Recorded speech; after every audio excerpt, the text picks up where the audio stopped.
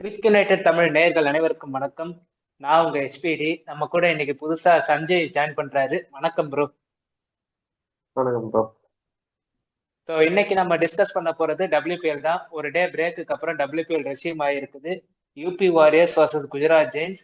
Gujarat Giants UP வாரியர்ஸை துவம்சம் பண்ணிட்டு டேபிளோட டாப் 2க்கு போயிருக்கிறாங்க. 2வது இடம் பிடிச்சிருக்கிறாங்க. இந்த மேட்ச்ல வந்து குஜராத் ஜெயின்ஸ் ஒரு கம்பேக் கொடுத்திருக்காங்க, எஸ்பெஷலி பவுலிங். இந்த சீசன் ஃபுல்லாவே குஜராத் ஜெயின்ஸ் மேல வைக்கப்பட்ட கிரிட்டிசிசம் ஃபுல் அண்ட் ஃபுல் அவங்களோட பவுலிங் தான் கிளிக் ஆகலன்னு. அந்த பவுலிங் இன்னைக்கு வந்து முழிச்சுக்கினாங்க, போட்டு யூபி வாரிசை தூச்சி எடுத்துட்டாங்க. அதை பத்தி தான் நம்ம இன்னைக்கு சஞ்சய் ப்ரோவோட டிஸ்கஸ் பண்ண போறோம். ஸோ ஸ்டார்ட் பண்ணுவோம் ப்ரோ. குஜராத் ஜெயின்ஸோட பவுலிங் எப்படி இருந்துச்சு, எந்த அளவுக்கு இம்ப்ரூவ் பண்ணிருக்காங்கன்னு நீங்க உங்களோட தாட்ஸ் என்ன? கண்டிப்பா ப்ரோ. இப்ப தொடர்ந்து ஒரு 3 மேட்சா லூசிங் ஸ்ட்ரீக்ல இருந்தாங்க. பவுலிங் ரொட்டேஷனும் ஆப்கார்னர்னு அவ்வளவா நல்லா பண்ணல. இந்த மேட்ச்ல பாத்தீங்கன்னா இம்ப்ரூவ் பண்ணிருக்காங்க. பவுலிங் மட்டும் இல்லாம அவங்களோட ஃபீல்டிங், அவங்க இந்த மேட்ச் வின் பண்ணதுக்கான முக்கியமான காரணம் பவுலிங் மட்டும் இல்லாம அவங்களோட ஃபீல்டிங் இந்த மேட்ச் கொஞ்சம் நல்லா இருந்துச்சு மற்ற 3 மேட்சை கம்பேர் பண்ணல. அதே மாதிரி ராஜேஸ்வரி கைகோட்டை உள்ள கொண்டு வந்தது அவங்களுக்கு பெரிய ட்ரம்ப் கார்டு மாதிரி இதா இருக்கு. ஏன்னா ஸ்டார்டிங்ல இருந்தாங்க, ராஜேஸ்வரி கைகோட் இருந்தாங்க ஸ்டார்டிங் மேட்சஸ்ல. ஆனா அவங்கள யூஸ் பண்ணவே இல்லை. அவங்களுக்கு சிங்கிள் ஓவர் கூட கொடுக்க மாட்டாங்க. அப்படியே ஒரு ஓவர் கொடுத்தாலும் ஒரு ஓவரோட கட் பண்ணியிருந்தாங்க. ஆனா இந்த மேட்ச் நல்லா யூஸ் பண்ணியிருந்தாங்க. அவங்க வந்து ஒரு 3 விக்கெட் எடுத்து மேட்சை திரும்பிட்டாங்க. பார்த்தா லாஸ்ட் 3 மேட்சஸோட இந்த மேட்ச் கொஞ்சம் இம்ப்ரூவ் பண்ணியிருக்காங்க. இப்படியே முக்கியமான கட்டத்துல வந்து அவங்க பவுலிங் வந்து இம்ப்ரூவ் பண்ணியிருக்காங்கன்னு தோணுது. ஏன்னா இப்போ வந்து அந்த செகண்ட் அண்ட் தேர்ட் ஸ்பாட்டுக்கு வந்து 4 டீம் இது பண்ணிட்டு இருக்காங்க. ஆர்சிபி வந்து கம்ஃபர்டபுளா டாப் 1ல இருக்காங்க. அங்க அவங்க அவங்க இனிமே 2 மேட்ச் லூஸ் ஆனாதான் அங்க டாப் 2 அவங்க அந்த இடத்துக்கு வர்றதுக்கான இது இருக்கு.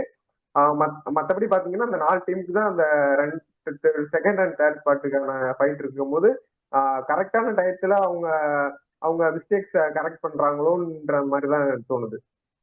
இது அவங்க அப்படியே கீப் இட் அப் பண்ணி கொண்டு போனாங்கன்னா மேபி அவங்க செகண்ட் ஸ்பாட்ல முடிக்கிறது கூட. இப்ப இந்த 45 ரன்ஸ் வித்தியாசத்துல என்னமோ ஜெயிச்சிருக்காங்க. நெட் ரேட் கூட நல்லா பூஸ்டப் ஆயிருக்கு இந்த மேட்ச்ல. ஸோ அவங்க இதே கண்டினியூ பண்ணா அவங்க பிளே ஆஃப் தரதுக்கான சான்சஸ் அதிகமா இருக்கு. ஆக்சுவலா இன்னைக்கு குஜராத் ஜெயின்ஸ் பண்ணதுல ஒரு முக்கியமான விஷயத்த நான் சொல்லி ஆகணும். ஒரு மேட்சுக்கு வந்து குஜராத் ஜெயின்ஸோட பவுலர்ஸ் வந்து யாராவது 2 பேர் வந்து ஓவருக்கு 10 ரன் மேல கொடுப்பாங்க. ஆனா இன்னைக்கு வந்து அந்த ஒரு இதை வந்து அவங்க கட் பண்ணாங்க.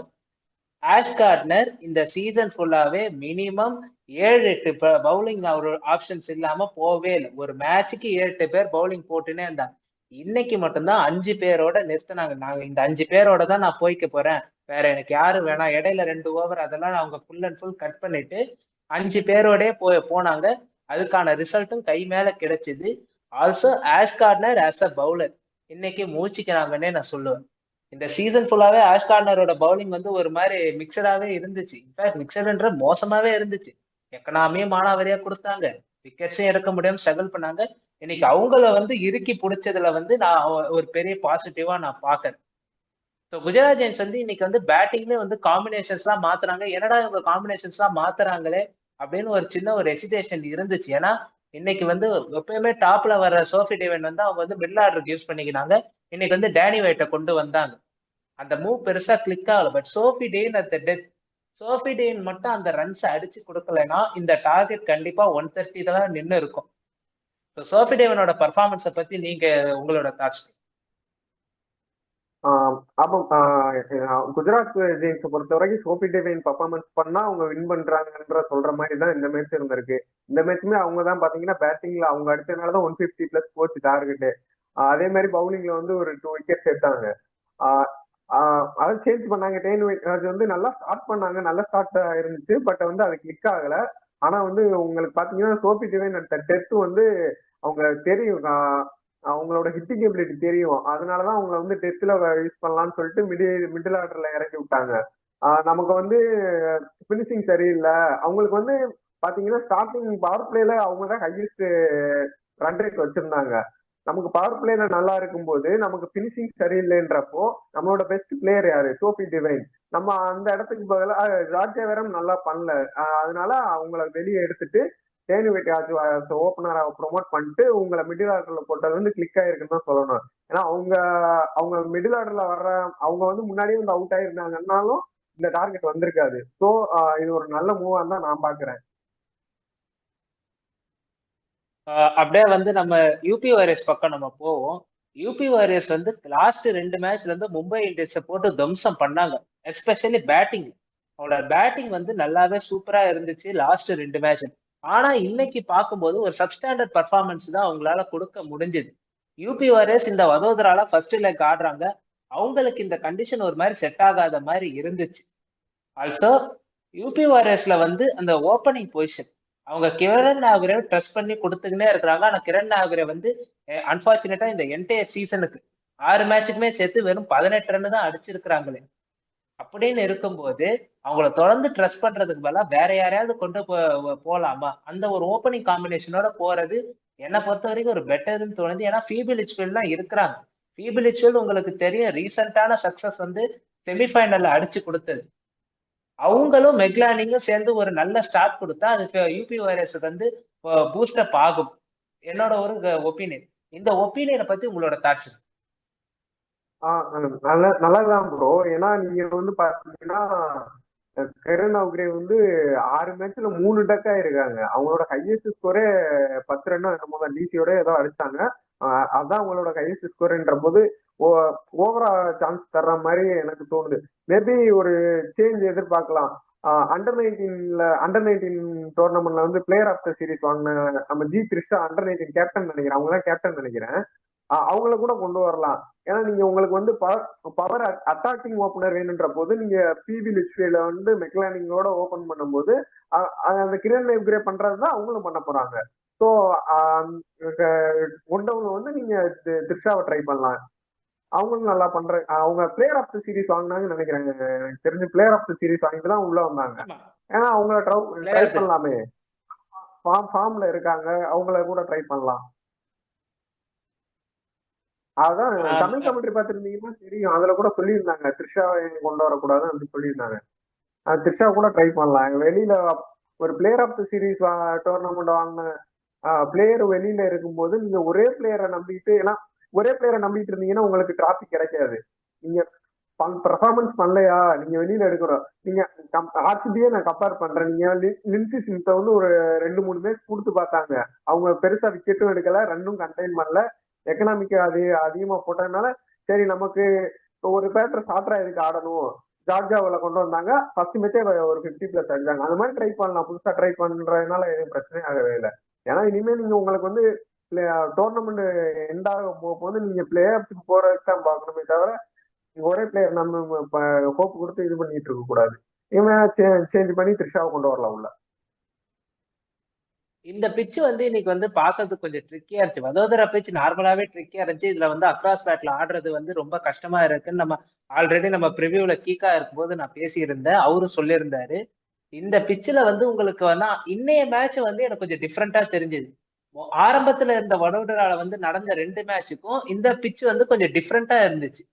ஏன்னா இன்னைக்கு வந்து பவர் பிளேல ரன்ஸ் வந்துச்சு. அதுவே போக போக போக உங்களுக்கு பிட்ச் வந்து ரொம்ப ஸ்லோவான மாதிரியே இருந்துச்சு.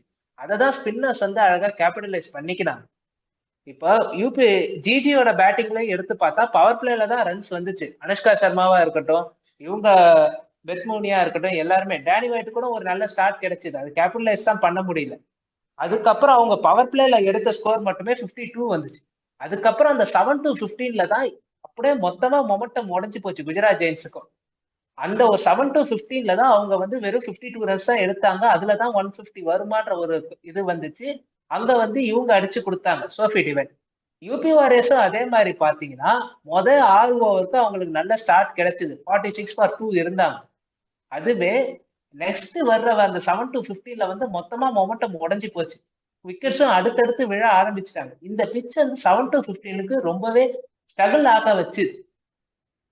அதனால இந்த வதோதரா பிட்ச்ல ஆடுற எல்லா டீம்ஸுமே இதையும் மனசுல வச்சுக்கணும். 2 மேட்ச் வந்து ஒரு டிஃப்ரெண்டான ஒரு பிட்சா இருந்தது.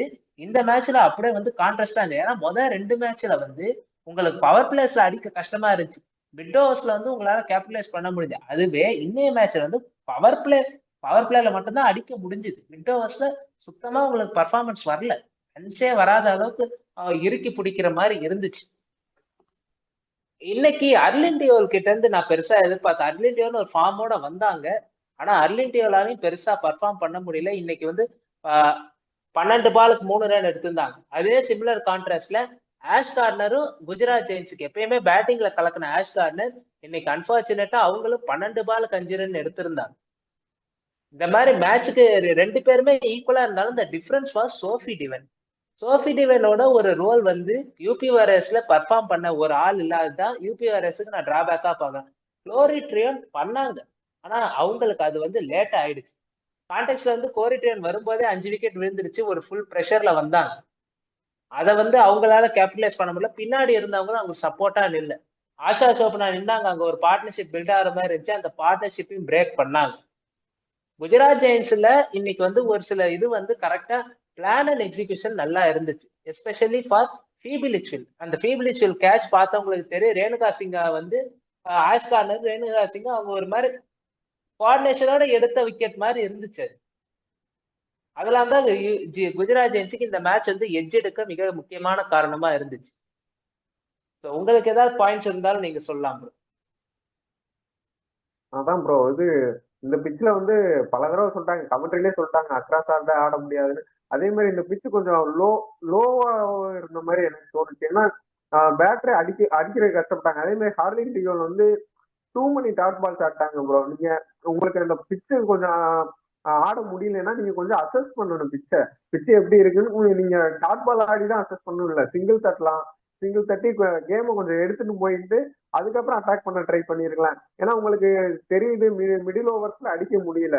ஸோ கேம் கொஞ்சம் டார்கெட்டும் கம்மி தான், அவ்வளவு பெரிய டார்கெட் ஒன்றும் இல்லை. 170 180 இல்ல 150 தான் டார்கெட்ன்றப்போது உங்களுக்கு பவர் பிளேல 44+ ரன்ஸ் வந்துருச்சு. அதுக்கப்புறம் நீங்க ரன் பால் ஆடினாலே போதும். உங்களுக்கு டெத் ஓவர்ஸ்ல நீங்க பாத்துக்கலாம், பினிஷ் பண்றதுக்கு பின்னாடி உங்களுக்கு ஆள் இருக்குன்றப்போ நீங்க சென்சிபிளா ஆடி இருக்கலாம்னு எனக்கு தோணுது. ஓவர் எல்லாரும் அதே மாதிரி ஃபீல்ட் அவங்களே சொல்லணும், ஒன்ஸ் ஆர் டூ மெனின்னு நான் நினைக்கிறேன் ப்ரோ. அவங்க எதுக்கு எடுத்தாலும் அந்த சிக்ஸிட்டே ட்ரை பண்றாங்க. உங்களுக்கு அப்பதான் அந்த அந்த ஓவர்ல ஃபர்ஸ்ட் பால் அதே ஷாட் ட்ரை பண்ணி ஒரு 4 கிடைச்சது அவங்களுக்கு. திருப்பி இந்த ஷாட்டை ட்ரை பண்ணிருக்கணுமான்னு எனக்கு தோணுது. அந்த ஷாட் ட்ரை பண்ணாம அவங்க இன்னும் கொஞ்சம் நேரம் இருந்திருந்தாங்கன்னா கூட கேம் இன்னும் கொஞ்சம் க்ளோஸா எடுத்துட்டு போகலாம். மேபி யாருக்கு தெரியும், கேம் முடிச்சு கூட கொடுத்துருக்கலாம். அதே மாதிரி சின்ன சின்ன மிஸ்டேக்ஸ் அவங்க பண்ணதுனால அந்த இந்த மேட்ச் அவங்களால வின் பண்ண முடியாம போயிடுச்சு. அதே இது குஜராத்ல பாத்துக்கிட்டீங்கன்னா நீங்க இந்த இந்த மேட்சுக்கு வந்து பிளான் அண்ட் எக்ஸிகியூஷன் கரெக்டா பண்ணிட்டு வந்திருக்காங்க. நம்ம 3 மேட்ச் தொடர்ந்து லாஸ் ஆயிட்டோம், இதுக்கு மேல நம்ம இப்படியே போயிட்டு இருந்தோம்னா டோர்னமெண்ட் விட்டு வெளியே போயிடுவோம்னு தெரிஞ்சு ஆஸ்கனர் எப்பவுமே இந்தியன் பிளேயர்ஸ் மேல இந்த டோர்னமெண்ட் ஃபுல்லா இந்தியன் பிளேயர்ஸை ட்ரஸ்ட் பண்ணாத மாதிரி எனக்கு ஒரு இது இருந்துச்சு. அதான் பண்ணாங்க, இந்தியன் பிளேயர்ஸ் அவங்க கரெக்டா யூஸ் பண்ணல. ஃபாரின் பிளேயர்ஸே நம்பி போன மாதிரியே இருந்துச்சு. ஆனா இந்த மேட்ச்ல கரெக்டா யூஸ் பண்ணாங்க. ராஜேஸ்வரி கெய்க்வாத்தை யூஸ் பண்ணதா இருக்கட்டும், காஸ்ட்லி கௌதம் யூஸ் பண்ணதா இருக்கட்டும், எல்லாமே பவுலிங் ரொட்டேஷன் கரெக்டா பண்ணாங்க. எப்பயுமே அவங்களே பவுலிங் போட்டுட்டு இருப்பாங்க. இப்ப கண்ட்ரோல் பண்ணி சரி இந்த மேட்ச்ல அவங்க நல்லா போடுறாங்கன்னு சொல்லிட்டு அவங்க 2 ஓவர் போட்டதுக்கு அப்புறம் ஸ்டாப் பண்ணிட்டாங்க. போன மேட்ச்ல பாத்தீங்கன்னா தொடர்ந்து அப்படியே அவங்களே போட்டாங்க, 4 ஓவர் போட்டாங்க. அது பண்ணாம கண்ட்ரோல் பண்ணி கேமை எடுத்துட்டு போய் பிளானோட வந்ததுனால அவங்க வின் பண்ணிட்டாங்கன்னு நினைக்கிறேன்.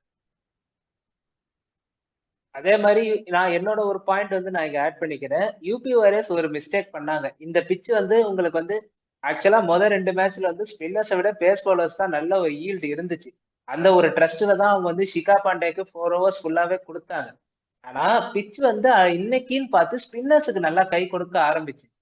இந்த இடத்துல வந்து உங்களுக்கு நீங்க அப்பயே அசஸ் பண்ணி மெக்லான் இங்க ஒரு சின்ன ஒரு எரர் பண்ணிட்டாங்கன்னு எனக்கு தோணுது. இவங்க தீப்தி சர்மாக்கு 2 ஓவர், ஆஷா சோப்ராக்கு 2 ஓவரோட நிறுத்தினாங்க. ஷிகா பாண்டே வந்து அடி வாங்கினாலும் அவங்களை ட்ரெஸ் பண்ணி கொடுத்தாங்க. அந்த ஒரு கேம்பிள் வந்து நீங்க தீப்தி சர்மாக்கு இன்னும் ஒரு ஓவர் கொடுத்து பார்த்திருக்கலான்றது என்னோட ஒரு தாட்டா இருந்துச்சு. அந்த ஒரு இதை வந்து மெக்லானிங் மிஸ் பண்ணிட்டாங்களோ அப்படின்றது என்னோட ஒரு தாட் ப்ராசஸ். ஆமா ப்ரோ. ஏன்னா நீங்க உங்களுக்கு பாத்தீங்கன்னா ஷிகா பாண்டே வந்து ஃபர்ஸ்ட் 3 ஓவர்லயே ரன்ஸ் அதிகமா கொடுத்துட்டாங்க போது. அதே மாதிரி நீங்க டெத் ஓவர்ஸ்ல வந்து அவங்க யோசிச்சிருக்கலாம், ஸ்பின்னர்ஸ் போட்டா எங்க சோபி டிவைன் அடிச்சிருவாங்களோன்னு நினைச்சு இது பண்ணிருக்கலாம். அவங்க ஃபர்ஸ்ட் 2 மேட்சை பார்த்துட்டு ஃபர்ஸ்ட் 2 மேட்ச்ல பேசர்ஸ் தான் டாமினேட் பண்ணாங்க. ஆனா நீங்க பாத்தீங்கன்னா ஃபர்ஸ்ட் அதாவது 2 மேட்ச்லயுமே செகண்ட் ஆஃப் த கேம் வந்து ஸ்பின்னர்ஸுக்கு ஹெல்ப்ஃபுல்லா இருந்துச்சு. ஃபர்ஸ்ட் 2 மேட்சுமே ஃபர்ஸ்ட் இன்னிங்ஸை விட செகண்ட் இன்னிங்ஸ் வந்து ஸ்பின்னர்ஸ் நல்லா போட்டாங்க. அதை கூட இது பண்ணிட்டு, ஏன்னா எண்ட் ஆஃப் இன்னிங்ஸ் வந்து ஆல்மோஸ்ட் செகண்ட் இன்னிங்ஸ் மாதிரி தான் அது. அப்போ நீங்க ஸ்பின்னர்ஸ் ட்ரை பண்ணிருக்கலாமோன்னு தோணுது. அதே மாதிரி சிக்காப் பண்ண எக்ஸ்பீரியன்ஸ் அவ்வளவு எக்ஸ்பீரியன்ஸ் இருக்கு. அவங்க சோபி டிவைன் வந்து 3 ஸ்டெப்ஸை காமிக்கிறாங்க. 3 ஸ்டெப்ஸை காமிச்சு ஆஃப் சைட்ல வந்து விலகி நிற்கும் போது நீங்க அவங்கள ஃபாலோ பண்ணி போய் போடுறதுன்றதுல இதே மாதிரி ஒரு இன்டர்நேஷனல் மேட்ச்ல நடக்கும்னு நினைக்கிறேன். ஒரு பாகிஸ்தான் மேட்ச் நடக்கும்னு நினைக்கிறேன். ஒரு பிளேயர் வந்து Steven Smith Australia Australia Pakistan 3 step நீங்க விலகி வந்து காமிச்சு ஒரு 6 அடிப்பாரு ஸ்டீவன் ஸ்மித். அடுத்த பால் வந்து திருப்பி அதே போடாம நேரம் ஸ்டெம்ப்லயே வச்சிருவாங்க, போல்ட் எடுத்துருவாரு. அதே மாதிரி ட்ரை பண்ணிருக்கலாமோன்னு எனக்கு தோணுது. ஒரு எக்ஸ்பீரியன்ஸ் இருக்கு உங்கள்ட்ட, அவ்வளவு எக்ஸ்பீரியன்ஸ் இருக்கும்போது நீங்க அவங்கள புதுசா ட்ரை பண்ணாம நீங்க ஸ்டெம்ஸ்லயே போட்டிருக்கலாமே. ஸ்டெம்ஸ்ல போட்டிருந்தா அவங்க மிஸ் பண்ணி போல்ட் ஆகிற கூட வாய்ப்புகள் இருக்கு. திருப்பி வந்து நீங்க 3வது பால் அவங்க வந்து லைட்டா தான் இது பண்ணாங்க, அப்போ ஸ்டெம்ஸ்ல போட்டாங்க, பின்னாடி தூக்கி விட்டாங்க, ஃபைனலுக்கு மேல ஒரு 4 அடிச்சாங்க. சின்ன சின்ன மிஸ்டேக்ஸ் தான் யூபிஆர்எஸ்க்கு இங்க காசாயிருக்குன்னு நினைக்கிறேன். அதே மாதிரி நீங்க அந்த ஃபீபி லிச்ஃபீல்டோட இந்த கேஸ் மிஸ் நம்ம நோட் பண்ணவே இல்லை. அவங்க அந்த கேஸ் பிடிச்சிருந்தா கூட ரன்னு கண்டெயின் பண்ணி இருந்திருக்கலாம். கடைசியா கேஸ் பிடிச்சாங்க, அது நோபாலா போயிடுச்சு. அதுக்கப்புறம் பனிஷ் பண்ணிட்டாங்க. 2 டீமுக்கும் ஃபீல்டிங் தான் கொஞ்சம் இந்த மேட்ச்ல வந்து ஃபீல்டிங்கும் கொஞ்சம் டிஃபரன்ஸா இருந்துச்சு. மற்ற 3 மேட்சோட கடந்த லாஸ்ட் 3 மேட்சோட குஜராத் டீம்ஸ் வந்து இந்த மேட்ச்ல நல்லா கொஞ்சம் ஃபீல்டிங்கும் பண்ணாங்க, கிரவுண்ட் ஃபீல்டிங் நல்லா பண்ணாங்க, கேச்சிங் நல்லா பண்ணதுனால இந்த மேட்ச் வின் பண்ணாங்க. இதுல வந்து நம்ம ஒரு குஜராத் இவங்க யூபி வாரியர்ஸ்ல வந்து நம்ம ஒரு பிளேயர் வந்து அன்னோட்டிஸ்டாவே போயின்னு இருக்கிறாங்க. அவங்க ஈவந்தோ நல்லா பெர்ஃபார்ம் பண்ணாலும் கார்த்திக் கவுர் ஸ்டார்டிங்ல வந்து அவங்களுக்கு சரியா போகல. அதுவே இப்ப கடைசி 3 மேட்ச் எடுத்து பார்த்தா இம்ப்ரெசிவ் பர்ஃபார்மன்ஸ் கொடுத்திருக்காங்க. இன்னைக்கும் 4 ஓவருக்கு கண்டெயின் பண்ணி போட்டாங்க 18 ரன். ஆனா அவங்களோட பர்ஃபார்மன்ஸ் அன்னோட்டிஸ்டா போகுது. காரணம் இவங்க ஜெயிக்கிற மேட்சஸ்ல வந்து லிச்ஃபீல்ட் அடிச்சு கொடுத்துடுறாங்க, இல்லைன்னா வந்து ஷிகா பாண்டே நல்லா பவுலிங் போட்டுடுறாங்க. இவங்களை சுத்தி இருக்கிறதுனால இவங்களோட பர்ஃபார்மன்ஸ் அண்டர் ரேட்டடா போயிடுது. இந்த மேட்ச்ல கூட இவங்களோட பர்ஃபார்மன்ஸ் ஒரு டாப் நாச் பர்ஃபார்மன்ஸா பேச வேண்டியது. ஆனா அன்பார்ச்சுனேட்டா யூபி வாரியர்ஸோட பர்ஃபார்மன்ஸ் பண்ண முடியாத காரணத்தினால இன்னைக்கும் அவங்களோட பர்ஃபார்மன்ஸ் ஒரு அண்டர் ரேட்டட் லைன்லயே போயிடுச்சு. கிராந்திக் அவரோட பர்ஃபார்மன்ஸ் பத்தி உங்களோட ஒப்பீனியன்? அதான் நல்லா நல்லா பண்ணாங்க. ஏன்னா ஃபர்ஸ்ட் 3 மேட்ச்ல வந்து கொஞ்சம் ஆவரேஜா தான் பர்ஃபார்மன்ஸ் பண்ணாங்க. இப்ப மும்பை இந்தியன்ஸ் மேட்சுக்கு அப்புறம் அந்த 2 மேட்சுக்கு அப்புறம் நல்லா தான் பண்ணிட்டு இருக்காங்க. ஏன்னா அவங்களுக்கு வந்து அடிக்கிற வின் பண்ற மேட்சுக்குலாம் பேட்டர்ஸ் அடிச்சு கொடுத்துட்றாங்க. நல்லா அடிச்சு அவங்க கிரெடிட்ஸ் அவங்களுக்கு போயிருது. இல்லாட்டி வேற யாராவது டெஸ்ட்ல யாராவது நல்லா போட்டு வின் பண்ணி கொடுத்துட்றாங்க. ஸோ ஷிகா பாண்டே வந்து லாஸ்ட் ஒரு மேட்ச் நல்லா போட்டாங்கன்னு நினைக்கிறேன், அவங்க கிரெடிட்ஸ் போயிருது. ஏன்னா மேக்சிமம் வந்து நம்ம ஒரு ஸ்டார் நேம்ஸ பாக்குறத விட்டுட்டு அப்கமிங் யங்ஸ்டர்ஸ் பர்ஃபார்மன்ஸ் நம்ம பேசணும்னு நான் நினைக்கிறேன் ப்ரோ. ஏன்னா இன்னைக்கு மேட்சுமே நல்லா நல்லா போட்டாங்க. ஃபர்ஸ்ட் வந்து ஒரு 4 கொடுப்பாங்கன்னு நினைக்கிறேன். டேனி ஒயிட்டுக்கு ஒரு 4 கொடுப்பாங்க. திருப்பி அதே அதை விட கொஞ்சம் விட்டு கொடுக்காம அந்த லைன் லென்ஸ்லயே கொஞ்சம் விட்டு கொடுக்காம ஸ்டெம்ஸ் லைன்ஸுக்கு போட்டாங்க. அந்த பால் ஸ்டெம்ஸ் போல்ட் எடுத்துருவாங்கன்னு நினைக்கிறேன். அதே எனக்கு இன்னொன்னு வந்து இன்னொரு ஓவர் அவங்களுக்கு டெஸ்ட்ல கொடுத்துருக்கலாமோ. 3 ஓவர் போட்டு தொடர்ச்சியா 4 ஓவர் கொடுக்காம அந்த ஷிகா பாண்டே போட்ட லாஸ்ட் ஓவரை கிராந்திக் அவுட்டுக்கு கொடுத்துருக்கலாமோன்னு எனக்கு ஒரு ஐடியா தோணுது. ஏன்னா அப்ப அந்த ரன்ஸும் கண்டெக்ட் பண்ணி இருக்க வாய்ப்பு இருக்கு. ஏன்னா உங்களுக்கு வந்து ஷிகா பாண்டே ரன் போயிட்டாங்கன்ற போது அந்த இடத்துல அவங்களுக்கு கான்பிடன்ஸ் இருந்திருக்காது. நம்ம ரன் அதிகமா போயிட்டோம், லாஸ்ட் ஓவர் வேற சோபி டிவைன் வேற நின்றுருந்தாங்க. அதனால அவங்களுக்கு அந்த அவங்களுக்கு பதிலா கிராந்திக் கொடுத்திருந்தா அதுலயும் கொஞ்சம் இம்ப்ரூவ் பண்ணிருக்கலாம். கொஞ்சம் மெக்லானிங்கோட கேப்டன்சி இன்னும் கொஞ்சம் இம்ப்ரூவ் பண்ணிருக்கலாம் இந்த மேட்ச்ல அப்படின்னு சொல்லலாம். சீசனோட இறுதி கட்டத்துக்கிட்ட நம்ம நெருங்கிட்டோம். யூபி வாரியர்ஸுக்கு இன்னும் 2 மேட்ச் இருக்குது. ஒன்று வந்து ஆர்சிபி பொட்டன்ஷியல் ஃபைனலிஸ்டோட அவங்க மோத வேண்டியது இருக்கு. அடுத்தது டெல்லி கேபிட்டல்ஸ் ஃபுல் ஃபார்ம்ல வராங்க. இப்போதைக்கு யூபி வாரியர்ஸ் கடைசி இடத்த பிடிச்சி இருக்கிறாங்க, 2 வின் 4 லாஸோட. ரன் ரேட்டும் கொஞ்சம் அடி வாங்கி இருக்குது. ஆர்சிபியை தவிர மீதி 4 டீமுக்குமே வந்து அந்த டாப் 2ல அடிச்சு புடிச்சின்னு இருக்கிறாங்க. என்ன வேணா மாறும்னு. யூபி வாரியர்ஸ்க்கு அந்த டாப் 2 வேணும்னா ஒரு பிக் மார்ஜின் வின் வேணும். கண்டிப்பா 2 மேட்ச் அவங்க ஜெயிச்சு ஆகணும், அவங்க கம்ஃபர்டபுளா போகணும்னா. ஒரு மேட்ச் ஜெயிச்சாங்கன்னா அடுத்த மேட்ச் வந்து அவங்க ஒரு லோவர் மார்ஜின்ல தோத்துட்டாதான் அவங்களுக்கான வாய்ப்பு வந்து கொஞ்சமாச்சு இருக்கும். இல்லைன்னா அவங்களுக்கு இந்த சீசன் எலிமினேஷன்ன்றதான். குஜராத் ஜெயின்ஸை பொறுத்த வரைக்கும் அவங்களுக்கு வந்து இன்னும் 2 மேட்ச் இருக்குது. அவங்களுக்கும் டஃபான ஆப்போனன்ட் தான். ஒன்னு வந்து மும்பை இந்தியன்ஸ், இன்னொன்னு வந்து அவங்களுக்கும் டெல்லி கேபிட்டல்ஸ். டெல்லி கேபிட்டல்ஸ் கூட டெல்லி கேபிட்டல்ஸ் சரியான நேரத்துல ஃபார்முக்கு வந்திருக்காங்க மும்பை அடிச்சுன்னும் போது ரெண்டு டீமுமே சேலஞ்சிங்கான பிக்சர்ஸ் இருக்குது. யாரு எப்படி டாமினேட் பண்ணி அந்த டாப் 2க்குள்ள வருவாங்க, டாப் 3க்குள்ள வருவாங்கன்னு நம்ம பார்க்கணும். ஸோ இன்னையோட ரிவ்யூ வந்து இதோட நிறைவு பெறுகிறது. ஆடியன்ஸ் எல்லாருக்கும் நன்றி, வணக்கம். தேங்க்யூ ப்ரோ, ஜாயின் பண்ணதுக்கு நன்றி ப்ரோ. ஸோ சைன் ஆஃப் பண்ணிக்கலாம். Signing off from HPD and Sanjay. நன்றி, வணக்கம்.